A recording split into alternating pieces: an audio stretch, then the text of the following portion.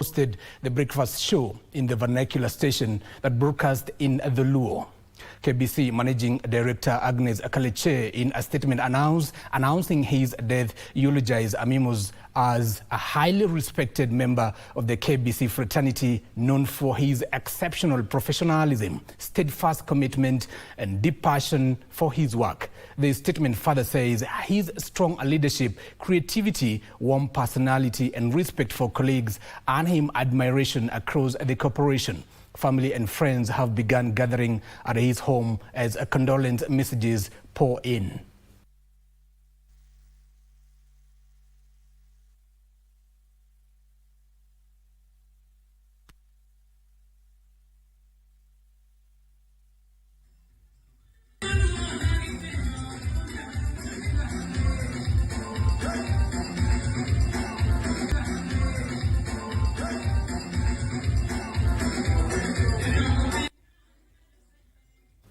Amimo was indeed full of life, healthy, and of course, a very, very warm person. Of course, on behalf of the KBC fraternity, we send our condolences to his family and, of course, friends. And however, from that, a National Authority for the Campaign Against Alcohol and Drug Abuse, NACADA, have raided liquor outlets in Naivasha selling illegal second-generation alcohol. During the raid, they confiscated the illegal brew, cautioning revelers to be wary as illegal liquor had flooded the town owing to the start of the festive season. The raid comes amid intensive government efforts to curb the production and distribution of second-generation liquor through local administration. We take this opportunity to warn members of the public to be on the lookout and to share information with us in case they suspect that what is being sold is not up to standard. It is incumbent upon any member of the public who's consuming any form of alcohol to make sure that whatever they consume does not impact negatively on their health. So we want them to take caution, we want them to be on the lookout, and we want them to share information with us should they come across anybody who's carrying out any unscrupulous business so that we can take them off the market. And our Boda Boda operators in Migori County are protesting over what they say is increased harassment and rising insecurity. The raiders are now threatening to stop paying taxes and county levies until their concerns are addressed. Speaking at a gathering in Migori town, the raiders accused law enforcement officers of frequent crackdowns, intimidation, and impounding motorcycles without clear explanations. They further cited growing cases of robbery and attacks targeting riders, claiming that authorities have not taken adequate action to improve their safety.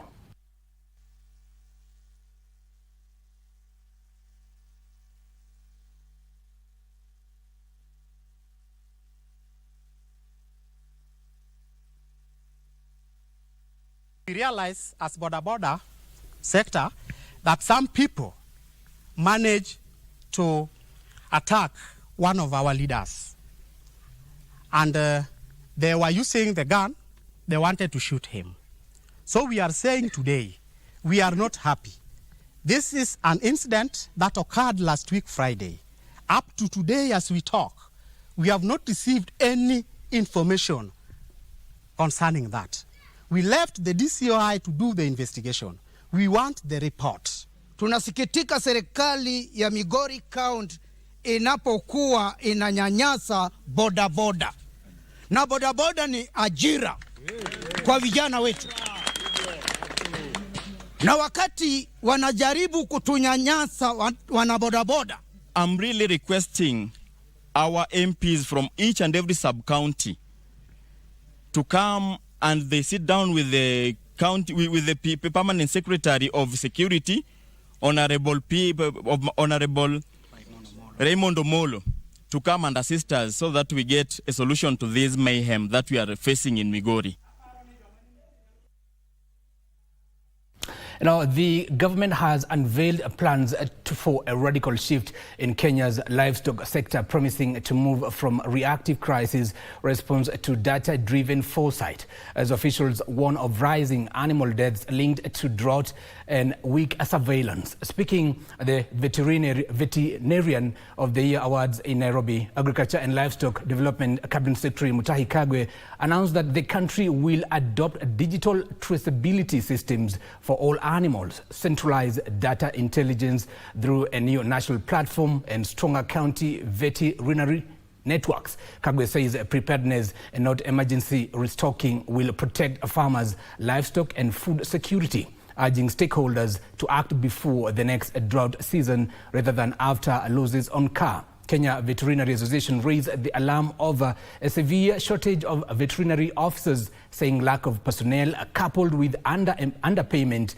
and poor working conditions remains a major threat to animal health, food safety and public health, urging urgent government investment and policy changes to attract and retain vets. This is what used to be the AIRC, for those of you who have been in the ministry a bit longer. We have converted that now to the Kenya Agricultural Digital Information Center. This center, KADIC, is going to carry everything digital that we do so that we can begin to make science-based data decisions. We want to identify cows, just like you have seen, but it's not just cows. All animals. We want to be able to track all animals digitally. We want to treat them digitally. We want the vet to be armed with digital information. The numbers are very low. Now, the 2,800 are low enough, but then when you go down and break it down to how many of these vets are working for the government, only about 170 or so. Less than 200 vets work for both the national and the local, and the county governments. When you look at the number of cows we have, Kenya has the fourth largest herd of cattle, for example, in Africa. We cannot sustain those numbers. We cannot guarantee the health of those animals. We cannot guarantee the prevention of foodborne issues, for example, if we do not hire enough vets.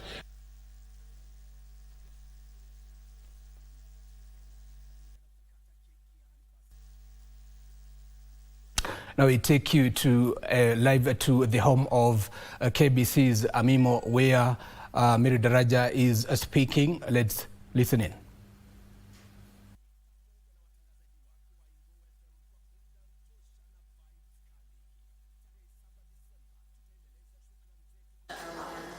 Head of station, Mr. Festus Amimo.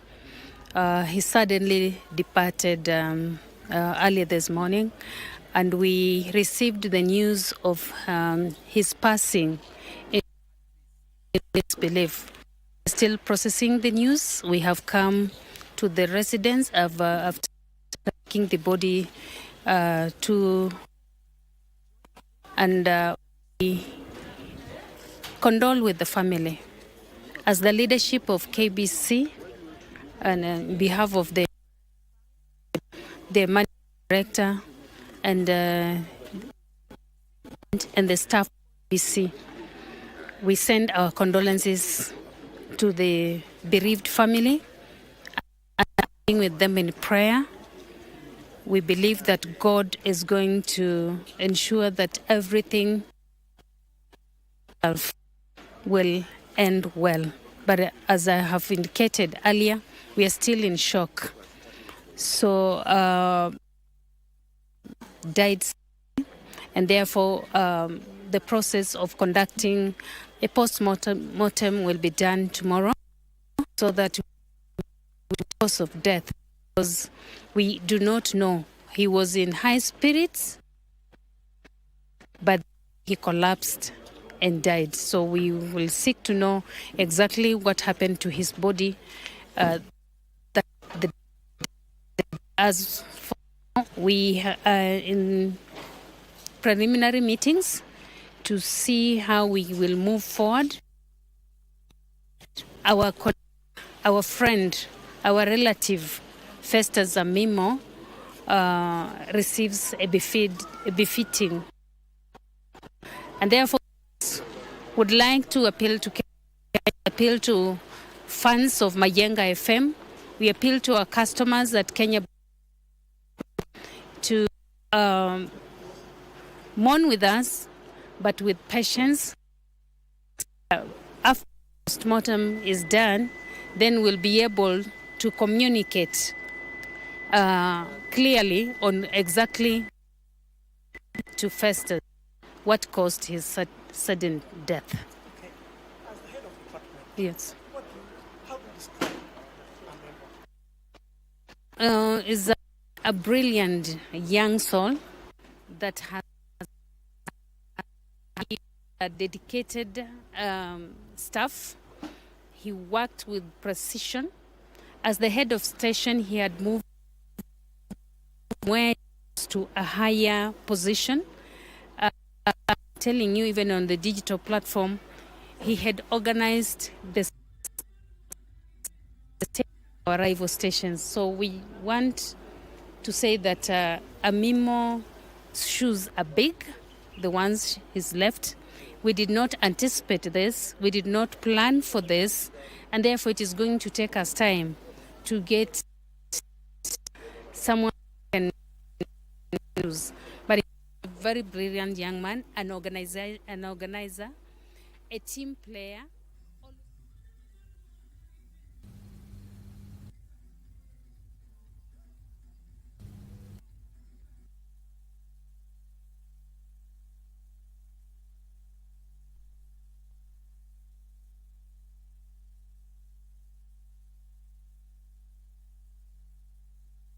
Now that is Mary Daraja.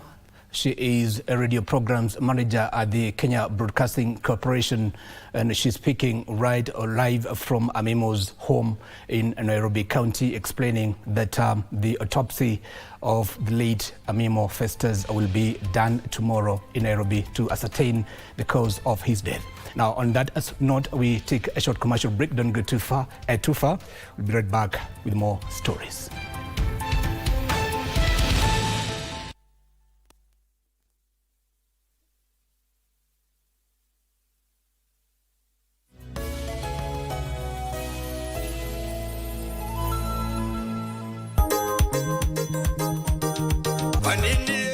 Disemba imefika na Ingo FM inawasha burdan kwa nguvu, tukisherekea miaka 13 ya kuwepo. Bungoma, mpo tayari? Tarehe 5 na 7 Disemba tunawaletea kifurushi maalum cha kusherekea miaka 13, miaka za muziki bora, hadithi zenye uzito na kumbukumbu tamu tulizounda pamoja na wasikilizaji wetu. Siku ya tarehe 5 Disemba tutaanza sherehe kwa upandaji miti katika shule ya St. Teresa Special huko Webuye. Kisha baadaye tutatembelea watoto katika shule hiyo ya St. Teresa kuwapatia zawadi pamoja na kukata keki ya anniversary. Jioni kutakuwa na burdan kubwa katika Olukulu Resort, yani Ingo Night kule Matulo Webuye. Kutakuwa na upete wa Musungu, Bungoma Band na wasanii mahiri kutoka Uluyani, pamoja na watangazaji wako wa Ingo FM kwa burdan tosha na vibes kali. Tarehe 7 Disemba tutaendeleza shukrani zetu kupitia ibada ya kanisani katika Misihu PAG Church. Mwambie rafiki na endelea kusikiliza, kwa sababu Disemba hii Ingo FM ni kituo chako cha sherehe na furaha. Ingo FM, miaka 13 ya burdan halisi. When the hills gave way in Marakwet, thousands were left with nothing. But together, we can help them rise again. Join KBC in the Restore Hope, Restore Earth campaign, Unity in Adversity. Together for Marakwet. Donate through paybill number 522533, account number 8036543, or drop foodstuffs and supplies at Marakwet County offices. Every shilling, every tree, every act of kindness counts. KBC, bringing Kenyans together.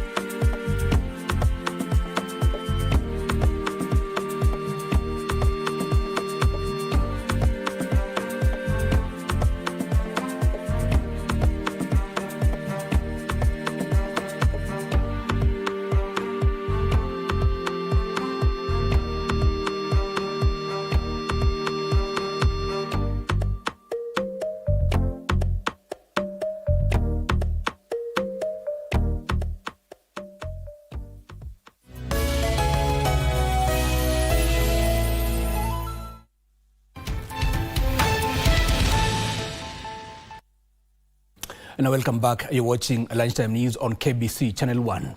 And our Tourism Cabinet Secretary Rebecca Miano has pledged the government's support to the Kenyan music industry, saying that it brings harmony among Kenyans and could be used to drive important economic transformations like nature and wildlife conservation. Speaking in Nanyuki, Laikipia County during the Laikipia Cultural Unity Festival and the Olkerita album launch by celebrated Ma performers, Miano said that in the near future, her ministry will create a platform on which local artists can upload their creations with the intention of elevating their visibility.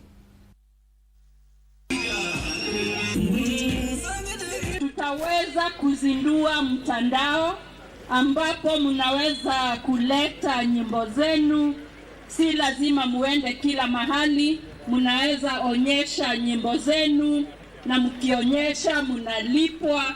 Kwa hivyo tutawaalika mtumie huo mtandao ambapo tutazindua wiki ijayo. Serikali ya Mheshimiwa Rais wetu Dr. William Ruto imeshikilia maanani sana maneno ya wasanii, na yeye anajua tuko hapa na ametuhimiza tuweze kushikilia wasanii wetu vilivyo.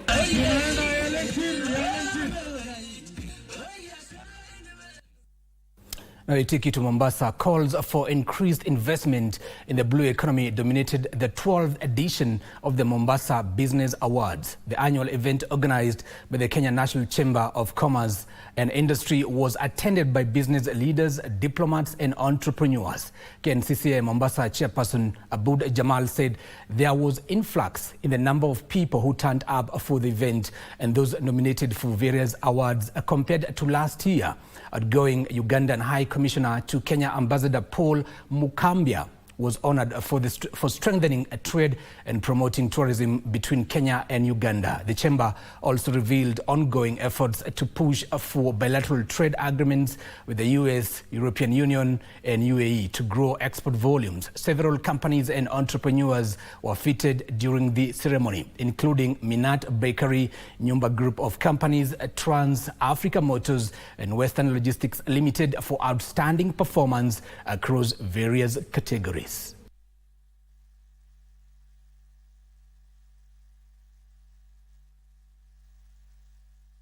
We're seeing a bigger and better Mombasa Business Awards, where even the nominations have exceeded or surpassed the numbers of 2024. Even the attendance has crossed almost 700 people here today coming out to celebrate the business ecosystem in Mombasa. I've been promoting a lot of tourism, cooperation, promotion between Uganda and Kenya. We came up with an expression that you move from the beach at the coast to the bush in Uganda, or you move from the bush in Uganda to the beach in Uganda. That's the complementarity we've been promoting, as opposed to competition between our two destinations. And actually now we are marketing the coast and Uganda as one destination. Now, the Boda Boda community in Kenya is urging Kenyans to embrace tolerance and preserve peace, saying this is crucial for the country's stability and economic progress. Speaking in Mombasa during the commemoration of the 1500th birth anniversary of the noble prophet Muhammad, community leaders led by Kose Rali Namuddin emphasized the importance of unity and harmonious coexistence. He said peace remains a key foundation for development, calling on residents to uphold values that promote national cohesion and social integration.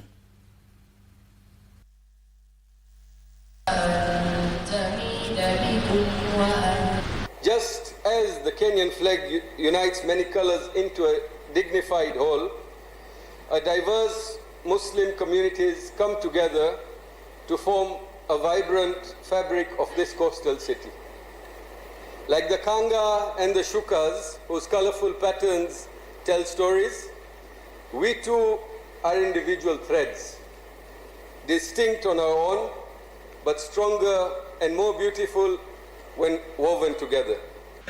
Lies in our togetherness. Mombasa has always been a place where cultures meet, where diversity is embraced, where communities live side by side.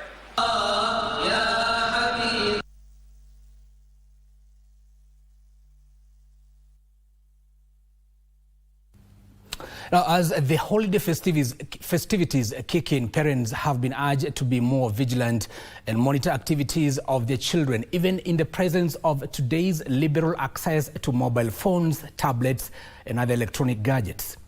Now, speaking during the launch of Kitengela Royal School in Kajiado County, Kitengela Ward Early Childhood Development Coordinator Rael Cheruto implored parents to guide their children who could likely fall prey to the addictive algorithms due to unfettered access to mobile phones. Kajiado County Education Board Chairperson Angela Lapasi echoed the sentiments, saying proper parenting is a route to raising responsible children.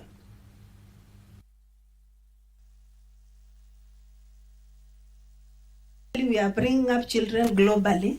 The world is changing, but some things are even disrupting the developmental stages of the children. Why I'm saying this is that parents, our young parents, you are so much committed to your phones, so much committed to your gadgets. You've forgotten our children. Remember our little children. It is the planting of a seed whose roots will nourish generations. As an African proverb reminds us, a tree grows strong from its root. And today, we strengthen the roots that will anchor the future of children of this county, Kajiado County. And now we take you to Kakamega County, where Assembly Speaker James Namatsi is demanding the immediate release of 2 county assembly members arrested following a violent protest in Isula and Bushiangala. He says nominated MCA Anne Mulwale and Isuha South MCA Acadia's Liai were wrongfully detained, claiming Liai's whereabouts remain unknown. Teresia Mutai with developments. After police arrested 63 people, among them 2 MCAs, in connection with the violence in Ikolomani that left 4 people dead during the disruption of a public participation meeting by NEMA on commercialization of gold mines, Kakamega County Assembly Speaker James Namatsi is demanding the release of 2 county legislators. Iachilie bila kushtakiwa unconditionally Mheshimiwa Anne Mulwale, Acadia's Liai, bwana ya Anne Mulwale, watoto wa Honorable Anne Mulwale waweze kuwa free, because hakuna makosa mheshimiwa amefanya, hakuna makosa mheshimiwa Acadia's amefanya. Alete structured way of participation, waweze ku approach the leaders, tuanze kufanya civic education kutoka kwa grassroots. This comes as Kakamega Governor Fernandez Barasa cautioned local leaders against politicizing the proposed gold refinery project, saying it will benefit local communities. Mimi nataka kuambia wale ambao wameleta siasa ya Ikolomani, gold mining, msimamo wangu, it has always been for the people of Ikolomani. Amen. Kwa sababu there is no way you can get an investor ambaye anakuja kuhamisha watu. Separately, Garissa political realignments are taking shape as clans begin unity meetings ahead of the 2027 elections, calling on residents to register as voters. The bottom line is, as leaders, to get together and run a very successful and strategic campaign on a selected position or a seat that we are going to announce very soon. In Mount Elgon, leaders at the Kapkug cultural event cautioned former Deputy President Rigathi Gachagua to stop making statements they say insult the community. Led by Senate Majority Leader Aaron Cheruiyot, they faulted Gachagua for what they say is repeatedly attacking the community. Mimi najua Kenya yetu inavyoendelea iendelee kusonga mbele. Vijana wetu, mimi nawahakikishia kwamba we will not let you down. For Lunchtime News, I am Teresa Mutai. Now, stakeholders in the roofing sector are calling for strict adherence and enforcement of sector regulations to ensure quality roofing products. Albert Sigei, the Chief Executive Officer of the Mabati Rolling Mills, attributes the longevity of the enterprise to continued compliance with existing sector regulations, adding that shortcuts are the biggest impediment to the growth of several manufacturing companies in the country. Speaking during the 50th anniversary of Sasipo Limited, which is the long-term distribution partner of the Mabati Rolling Mills, Sigei noted that there is a need by regulatory agencies to strictly enforce manufacturing guidelines to guarantee quality to consumers. As Mabati Rolling Mills in Kenya, and as market leaders we have to show the way. And one of the ways that we have shown the way for the last more than 6 decades is by really emphasizing on quality and building a brand that can be trusted by the consumers. And we do that by providing a quality product. You know, we don't take shortcuts, because a poor quality product could result in a collapsed building, or lead to really poor safety in construction, which is not really desirable as far as building is concerned. It is very important to abide by the regulations, because that is what forms the strength of the quality, the consistency, the time that it will last you. Yeah, because when you cut corners in those areas, the product will not last long enough. It's time for sports now. More than 60 goals was scored in the top European football leagues yesterday, with the late-night matches witnessing a lion's share of those goals. Liverpool were held to a 3-3 draw by Leeds United, 6-0. Liverpool having to be careful of the penalty area. On and Athletic are on the charge now. Yuri Bacici out to Nico Williams. Yuri continues his run. He setters in the penalty area. So is Unai Gomez. It's pulled back to the edge of the area. The first time shot. And what a way to take the lead. And what a way to score your first goal of the season. Alex Berenguer with an absolute belter. Belgali doesn't care. And he's finished it brilliantly. Kurstovic's header to Giovanni, and it's 2. Atalanta have been breached twice in this first half. It's off Hien, and that wrong foot's Karnesecki feeling for something, whereas Giovanni has kept on running. Here's Bernard, and there's number 3. Shades of 2016. You know, it's clear someone appears to have forgotten that Arsenal also played yesterday, and they lost to Aston Villa by 2-1. Those are the results. And of course, today's, just before we conclude, today's matches are Brighton versus West Ham United at 5 East African time, and of course Fulham and Crystal Palace at 7:30 East African time. And then tomorrow, on Monday, Wolves versus the great Manchester United. My name is Givas Minor. Our sign language interpreter is Lensa Odingo. Have a great week ahead.